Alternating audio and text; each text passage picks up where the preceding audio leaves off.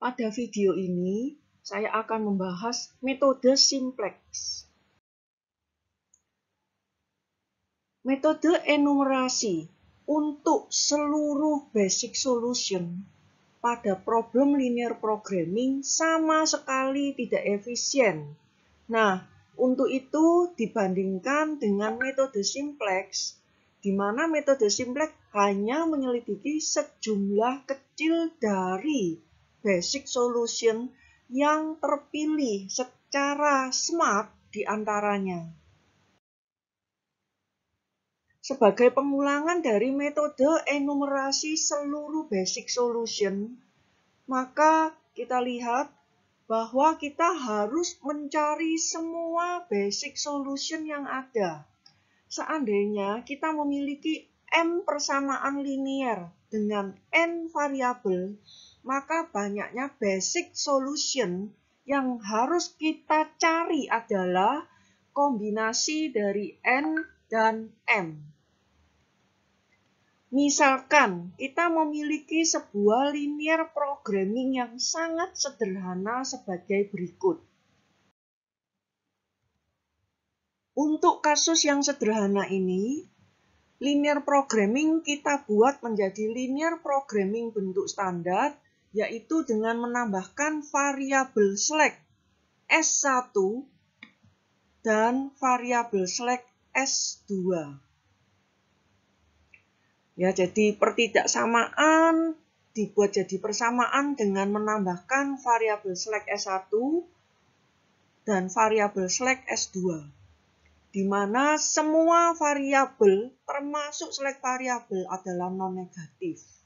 Nah, setelah itu kita lihat bahwa pada persamaan set kita tambahkan dengan 0S1 dan 0S2.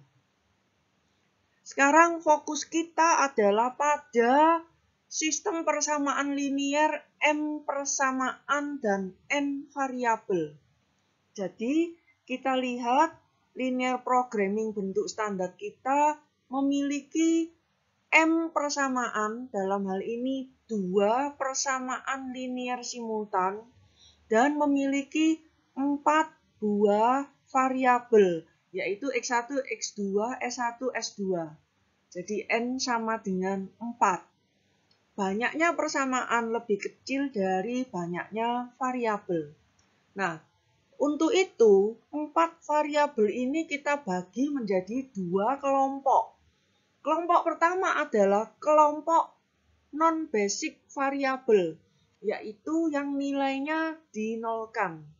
Sedangkan kelompok kedua adalah M buah basic variabel. Ya, lihat di sini M betul-betul sama dengan banyaknya persamaan.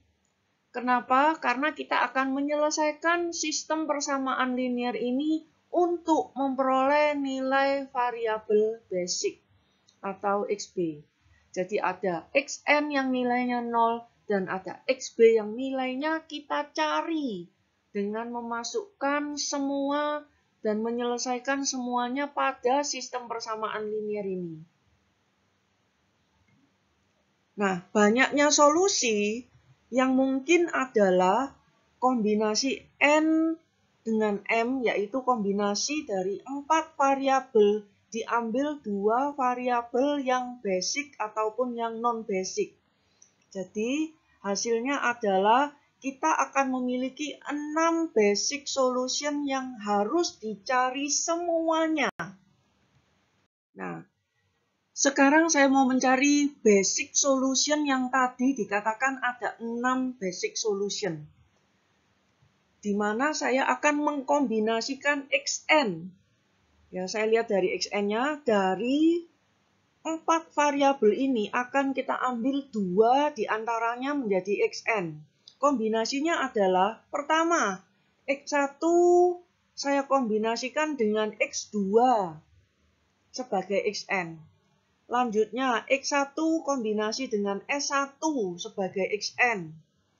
Lalu X1 kita kombinasikan dengan S2 sebagai XN. Yang lainnya jadi XB tentunya. Lalu berikutnya X2 saya kombinasikan dengan S1. Lalu X2 kita kombinasikan dengan S2 sebagai Xn.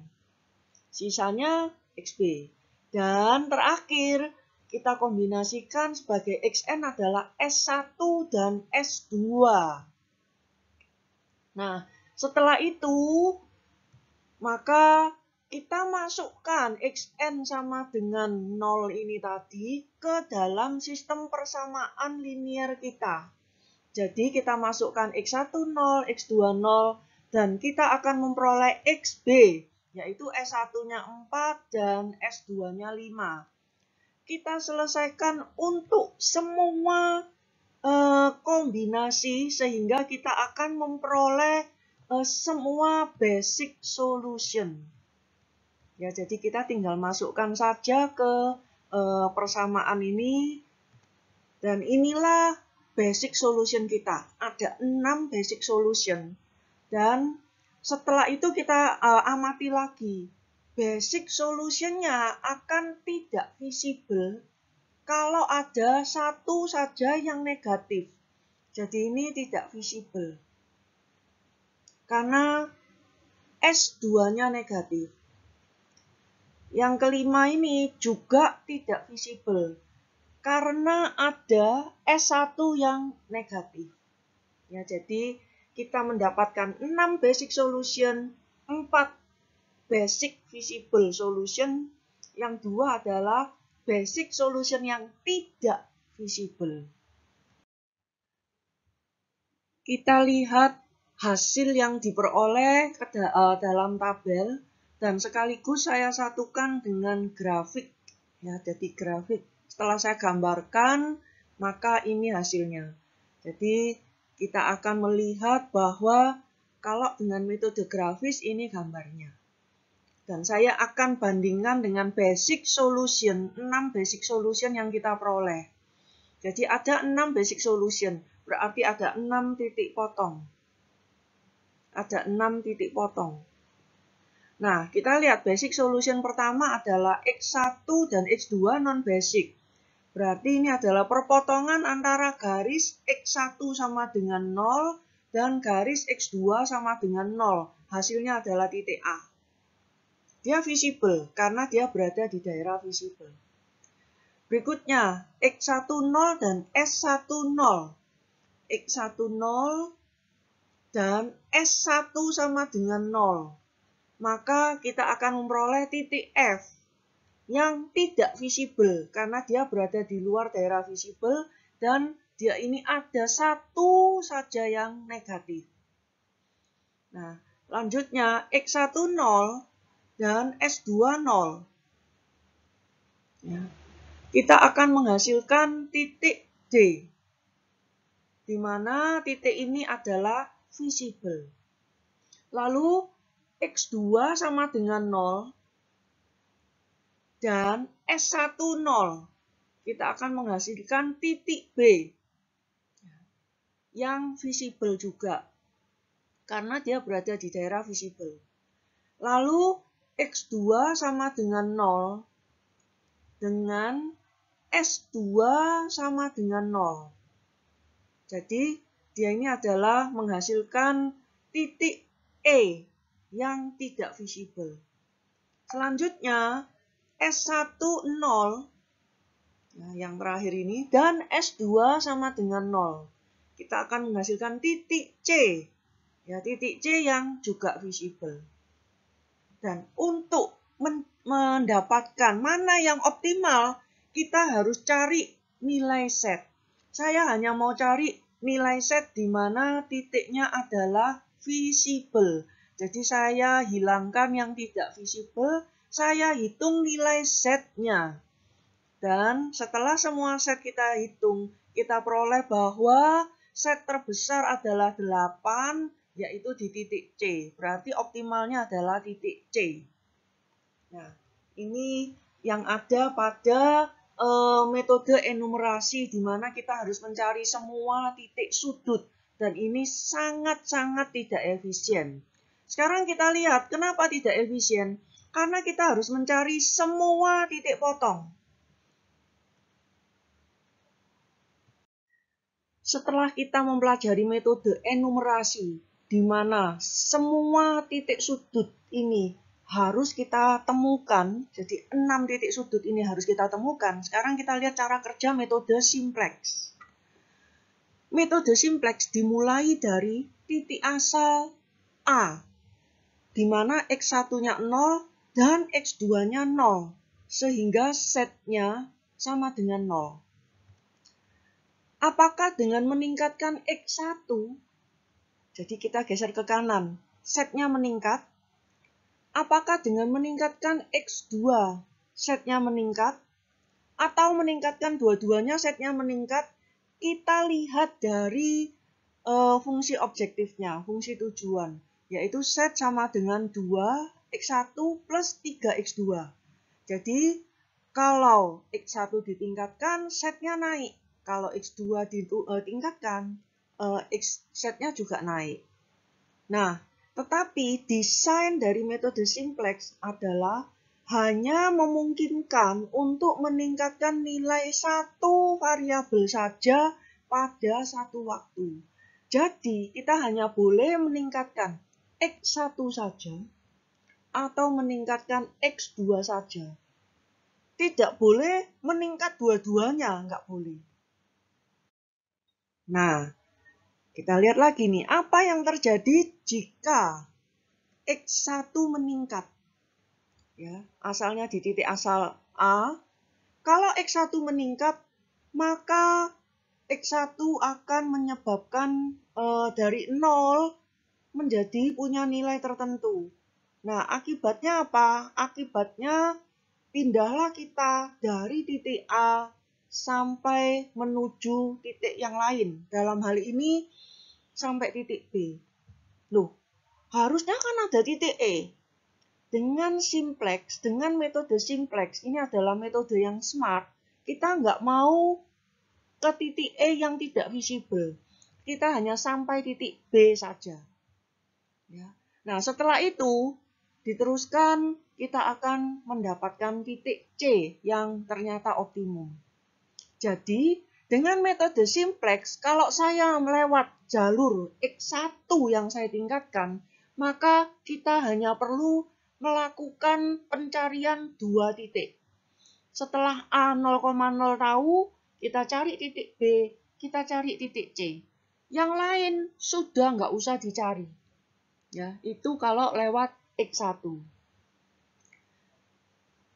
Bagaimana kalau kita mau meningkatkan lewat X2?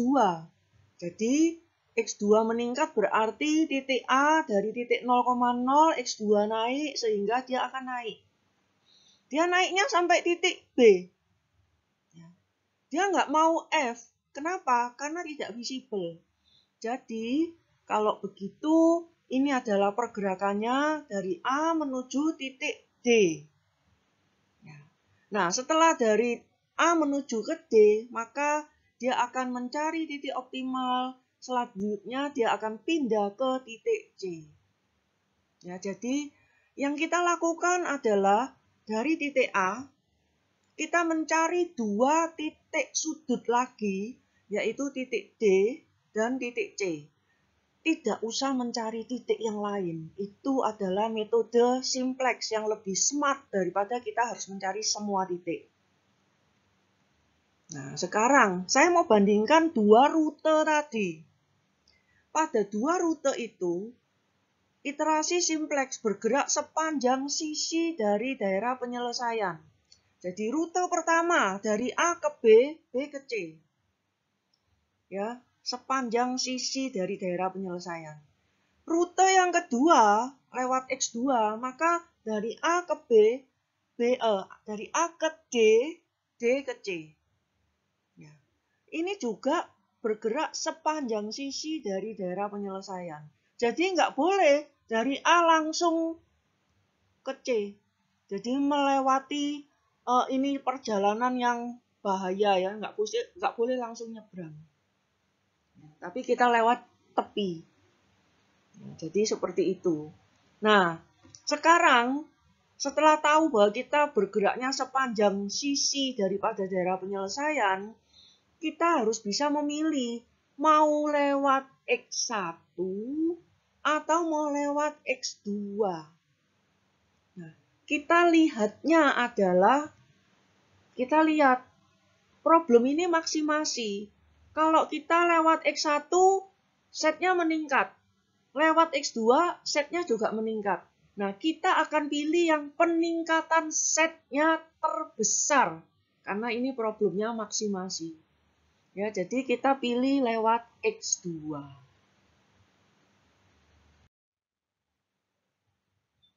Nah, sekarang kita lihat perubahan koefisien basic dan non-basic setelah kita memilih rute tadi adalah ADC. Ya. Saya munculkan linear programming bentuk standar di sini. Ya. Kita lihat sekarang. Asalnya kita berada di titik A. Jadi non-basicnya adalah X1 sama dengan 0 dan X2 sama dengan 0. Non-basic. Basicnya sisanya. Jadi non-basicnya adalah X1, X2. Basic variabelnya adalah sisanya, yaitu S1, S2. Nah, sekarang tadi kita sudah memilih bahwa kita akan meningkatkan nilai X2. Kita sebut X2 sebagai entering variable. Jadi X2 masuk menjadi variabel basic. Nah, masalahnya sekarang basic variabelnya ini menjadi 3 variabel. Nah, ini tidak boleh. Salah satu harus keluar menjadi non-basic. Yang mana yang keluar? Nah, kita lihat. Dari A naik supaya dia tetap pada daerah visible, maka yang keluar haruslah yang S2 sama dengan 0. Ya, jadi karena kita ketemu dengan garis S2 sama dengan 0, maka yang keluar adalah S2. Kita sebut S2 sebagai living variable. Jadi S2-nya live. Nah, dengan demikian, kita pindah dari A ke D. Jadi sekarang titiknya adalah titik D. Titik D pertemuan antara X1 0 dan S2 sama dengan 0. Ini ya. Nah, sekarang kita harus memindahkan lagi nih. Salah satu dari non-basic ini akan pindah menjadi basic. Yang mana? Nah, kita lihat. Kita akan bergerak, saya tidak mau ke F. Ya. Saya bergeraknya adalah sepanjang sisi ini, sepanjang sisi dari daerah penyelesaian, berarti saya harus bergerak ke C. Loh, saya tidak mau E. Kenapa? Karena kalau E, dia menjadi tidak visible. Jadi saya bergeraknya, saya akan pindah dari D ke C. Nah, sekarang kita lihat. Kalau pindah dari D ke C, maka yang X1 sama dengan 0, sekarang X1 punya nilai. Jadi ini bergerak, X1 bertambah, sampai dia ketemu di sini. Jadi X1 yang menjadi entering variable. Jadi X1-nya entering variable. Nah, sekarang yang living yang mana?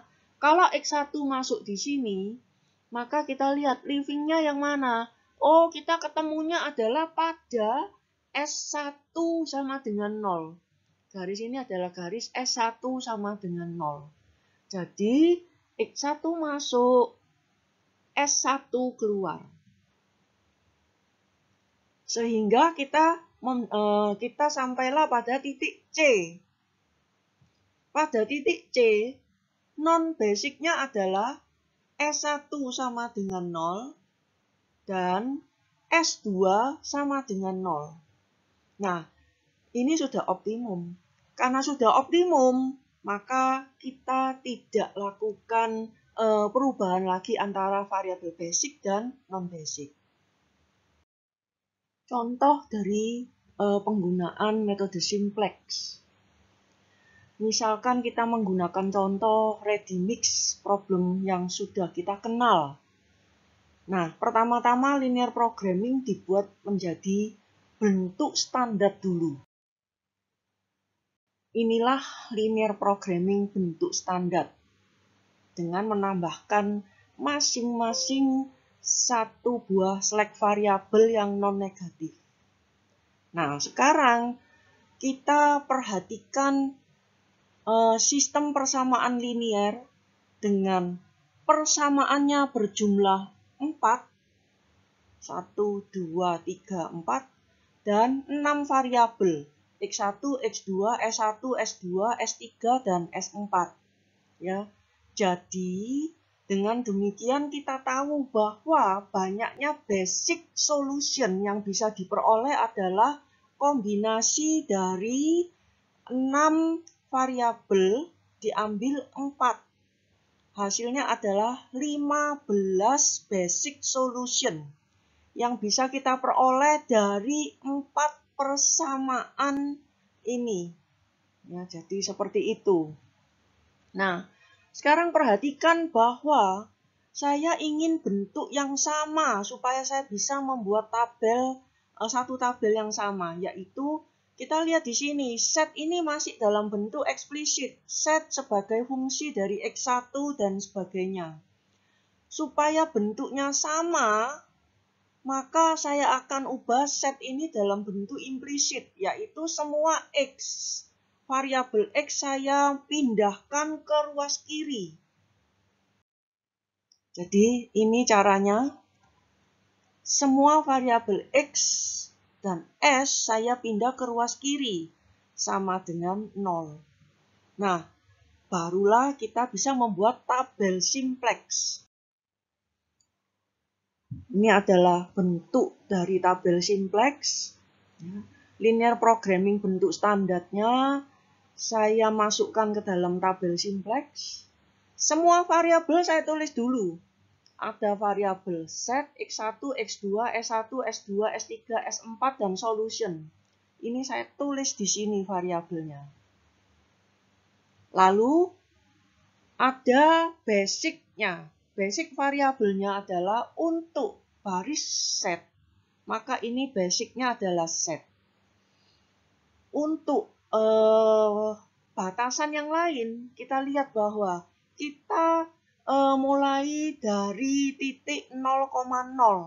Berarti X1 dan X2 adalah non-basic dan basicnya adalah S1, S2, S3, S4. Jadi sekarang basicnya bisa saya tulis sebagai berikut. Nah, tinggal sekarang kita masukkan variabel koefisien dari masing-masing variabel. Jadi ini adalah satu set dikurangi 5x1 dikurangi 4x2 dan seterusnya. Ya, sama dengan 0. Lalu baris kedua, karena nggak ada setnya, maka ini isinya 0. 0 set plus 6x1 ditambah 4x2 ditambah S1 sama dengan 24. Ya, kita tuliskan seperti itu untuk baris S1, baris S2, baris S3, dan baris S4. Ini kita sebut sebagai tabel simplex awal. Selanjutnya, iterasi dimulai dari titik asal 0,0, di mana variabel non-basicnya adalah X1 dan X2, variabel basicnya adalah S1, S2, S3, S4. Nah, apakah solusi awal itu optimal?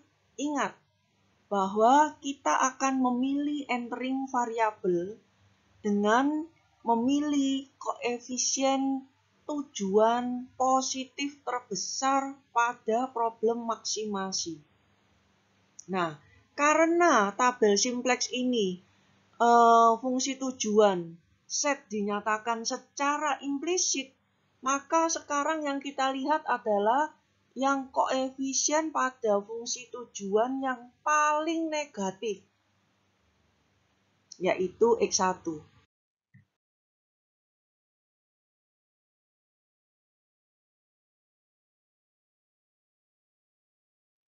Jadi, prosedur untuk memilih entering variabel adalah entering variable dipilih dari non-basic variable dengan koefisien paling negatif pada persamaan Z.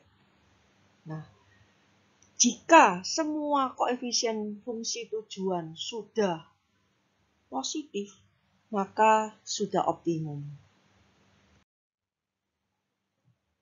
Sekarang saya lanjutkan dengan bagaimana memilih living variable. Dari tabel, kita akan hitung semua titik potong batasan dengan arah non-negatif pada sumbu dari X1, yaitu sumbu dari entering variable. Ya, jadi kita lihat, saya salin dua kolom ini di tabel berikut. Nah, titik potong diperoleh dari rasio antara solusi RHS dibagi dengan batas koefisien batasan yang bersangkutan. Jadi misalnya di sini adalah 24/6, 6/1, dan seterusnya. Nah, kita akan memilih apakah S1, S2, S3, atau S4 yang diambil sebagai living variable. Ternyata yang diambil sebagai living variable adalah S1, yaitu yang punya rasio positif tapi yang terkecil. Kenapa kita pilih rasio positif yang terkecil? Kita lihat, entering variable adalah X1, berarti dari titik A kita akan bergerak sesuai dengan kenaikan X1. Nah, kita berhenti sampai di titik B, di mana titik B ini rasionya terkecil. Kalau kita teruskan titik berikutnya, maka rasionya bukan yang terkecil. Akibatnya dia tidak visible, jadi tidak kita pilih. Kenapa yang negatif tidak kita pilih? Karena dia tidak visible. Kenapa yang tak berhingga juga tidak kita pilih? Karena dia berarti ini sejajar. Kalau sejajar tidak pernah berpotongan, tidak bisa dipilih. Jadi yang dipilih adalah yang negatif, yang non negatif tapi terkecil, yaitu 4. Jadi kita akan pilih rasio non negatif terkecil pada perpotongan dengan variabel entering X1 dan kita dapatkan titik B. Jadi aturannya ini adalah living variable berhubungan dengan rasio non-negatif terkecil dari RHS persamaan terhadap koefisien batasan yang bersangkutan di bawah kolom entering variable.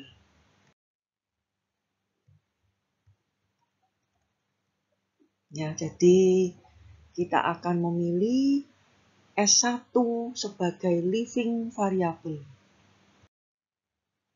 Nah, perhitungannya, gimana perhitungannya? Perhitungannya kita menggunakan Gauss-Jordan row operation. Jadi kita memiliki pivot column dan kita memiliki pivot row. Dan ini adalah elemen pivot. Jadi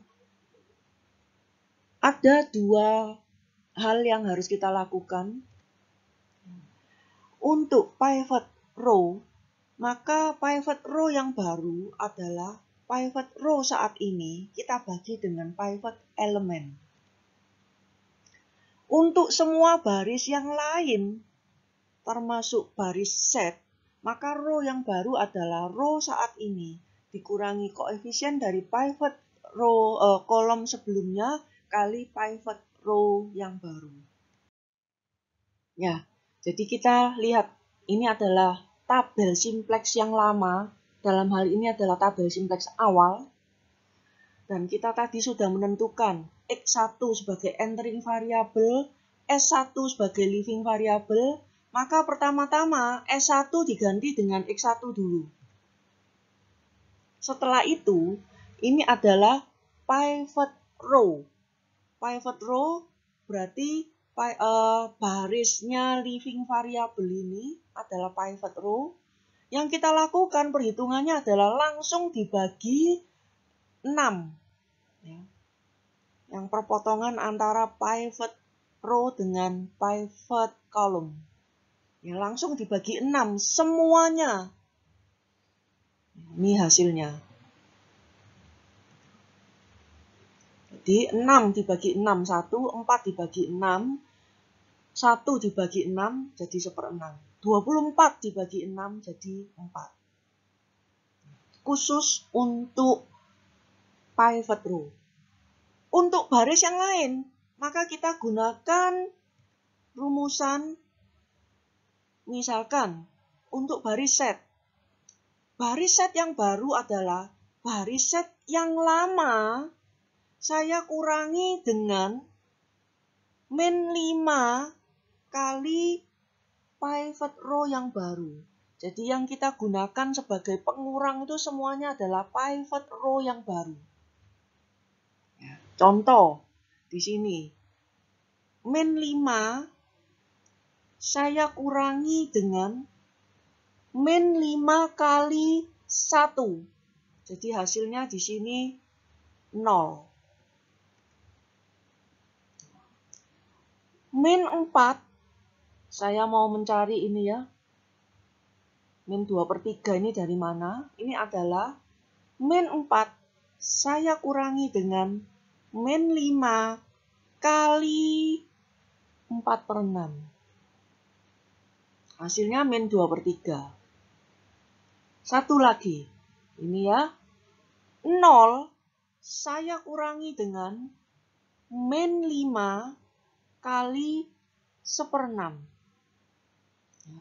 Hasilnya 5/6. Satu lagi. 0, saya kurangi dengan min 5 kali 4. Hasilnya 20. Sekarang untuk baris yang lain. Misalkan baris S2. Baris S2 isinya adalah S2 row yang baru adalah S2 row yang lama dikurangi dengan 1 kali pivot row yang baru. Contoh, ini 1 dikurangi 1 kali 1. Habis. Yang di sini sekarang. Ini adalah 2, yang lama 2 ya, dikurangi 1 kali 4/6. Ya. Dan seterusnya. Untuk S3 gimana? S3 berarti adalah S3 yang lama saya kurangi dengan min 1 kali baris X1 yang baru. Ya, contoh, ini asalnya min 1 saya kurangi dengan min 1 kali 1, hasilnya 0. Ini sekarang, hasilnya adalah 5/3. 1 dikurangi dengan min 1 kali 4/6. Ya, hasilnya adalah 5/3. Dan seterusnya. Nah, sekilas kita lihat bahwa ternyata caranya adalah kita lihat kolom ini pivot elemen kita buat 1, lainnya kita buat 0. Ya, buat 1, lainnya buat 0. Nah, untuk baris terakhir, baris S4, dia ini sudah 0. Jadi, tidak usah diapa-apakan. Tidak dikurangi apa-apa. Ini hasilnya. Ya. Apakah sudah optimum? Kita lihat. Oh, masih ada yang negatif. Berarti set nilainya masih bisa ditingkatkan. Jadi belum optimum. Ya, belum optimum. Kalau begitu, saya ambil X2 sebagai entering variable. Living variabelnya yang mana? Kita ambil dari sini, yang mana ini? Apakah X1, apakah S2, apa S3, apa S4? Maka rasionya ini kita cari dulu.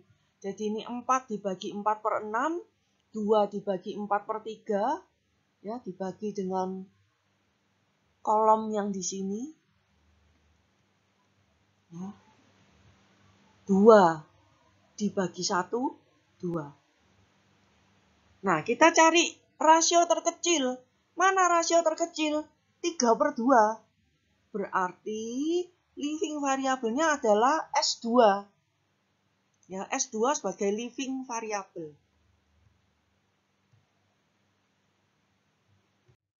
Sekarang perhitungannya gimana? Karena X2 adalah entering variable, S2 adalah living variable, maka X2 menggantikan S2 di sini. Lalu sebagai pivot row, dia langsung kita proses dengan cara kita bagi dengan 4/3. Pivot elemennya ini kita cari adalah 4/3. Ya, bagi 4/3 semuanya. Bagi 4/3, bagi 4/3, 1/6 dibagi 4/3 jadi 1/8. 1 dibagi 4/3 jadi 3/4. Kemudian 2 dibagi 4/3, dia akan menjadi 3/2. Nah, setelah itu, maka yang lainnya caranya ya seperti tadi. Kita buat dia 0, 0, 0, 0. Yaitu menggunakan pivot row dikali dengan elemen masing-masing. Jadi misalkan set, ya, kita buat ini 0 dengan cara kita tambahkan, jadi yang lama ini, baris set yang lama ditambah 2/3 kali pivot row yang baru. Ini hasilnya. Berikutnya, yang di sini. Ini adalah kita buat 0.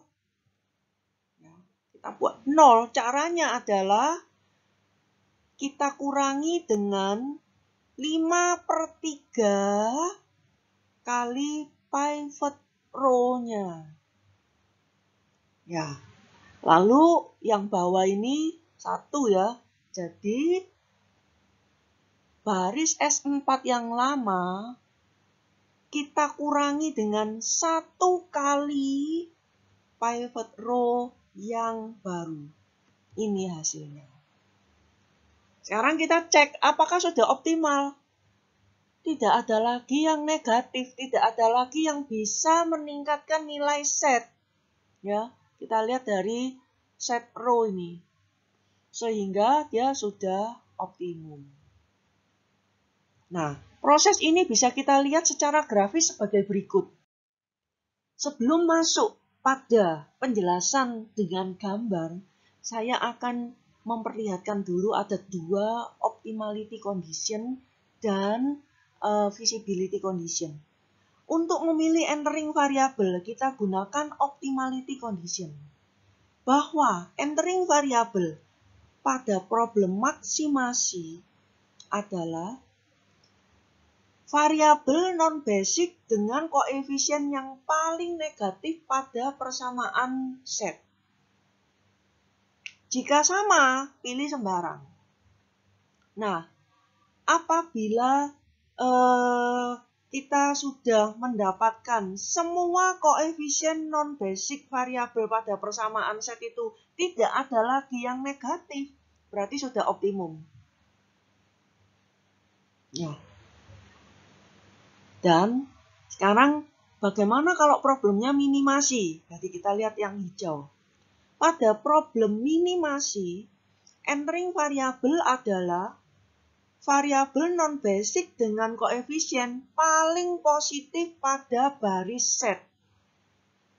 Jika sama, pilih sembarang. Optimum dicapai apabila koefisien variabel non-basic pada persamaan set sudah nggak ada lagi yang positif. Itu kalau minimase. Feasibility condition. Sama untuk problem maksimasi maupun minimasi. Living variable adalah basic variable yang berhubungan dengan rasio non-negatif terkecil dari RHS persamaan terhadap koefisien batasan yang bersangkutan di bawah kolom entering variable. Jika sama, pilih sembarang, salah satu saja. Ini cara kerjanya. Ya, jadi kita lihat nih. Pertama kita kerjanya dari titik A. Ya, kita lihat non-basicnya adalah di titik A, X10 dan X20. Basicnya ya sisanya S1, S2, S3, S4. Jadi kita kerjanya dari titik A. Lalu kita akan memilih entering variable. Entering variabelnya adalah X1. Maka X1 kita pilih sebagai entering variable. X1 berubah dari 0 terus sampai ketemu titik B. Ya. Jadi X1 entering variable. Nah, living variabelnya mana? Titik B ini adalah constraint pertama, berarti S1 0. Jadi S1-nya living variable. Sehingga dia bergerak menjadi titik B. Jadi kita sekarang sampai di titik B, di mana pada titik B ini adalah X20 dan S1 sama dengan 0. Jadi non-basic. Nah, sekarang basicnya adalah X1, S2, S3, S4. Sekarang saya mau lihat apakah sudah optimum. Ternyata belum. Ya. Setelah tahu belum optimum, kita pilih mana yang kita jadikan entering variable, apakah X2 atau S1. Nah, ternyata kita mau naikkan nilai X2. X2 naik, berarti X2 entering variable. Yang living yang mana? Apakah X1, S2, S3, S4? Nah, kita lihat livingnya adalah, berhenti. Jangan diteruskan. Ya, jangan diteruskan. Rasionya yang terkecil di sini. Jadi ketemunya adalah yang ini adalah garis kedua, berarti S2. Jadi S2 sebagai living variable. Ya, jadi ceritanya tadi seperti itu gerakan kita. Nah, hasilnya adalah sekarang berubah menjadi titik C. S10, S20. Dialah yang menjadi non-basic variable. Dan hasilnya ternyata sudah optimal. Ya, ini adalah metode simplex. Jadi, cara kita melakukan prosedurnya adalah sebagai berikut. Pertama, tentukan basic feasible solution awal, yaitu startnya di titik 0,0, ya, titik A tadi. Kedua, pilih entering variable dengan memakai optimality condition. Jika sudah nggak ada lagi yang bisa kita pilih, kita hentikan, sudah optimal. Pilih living variable dengan feasibility condition. Kemudian tentukan basic feasible solution yang baru dengan menggunakan aturan Gauss-Jordan. Setelah selesai, balik ke langkah pertama.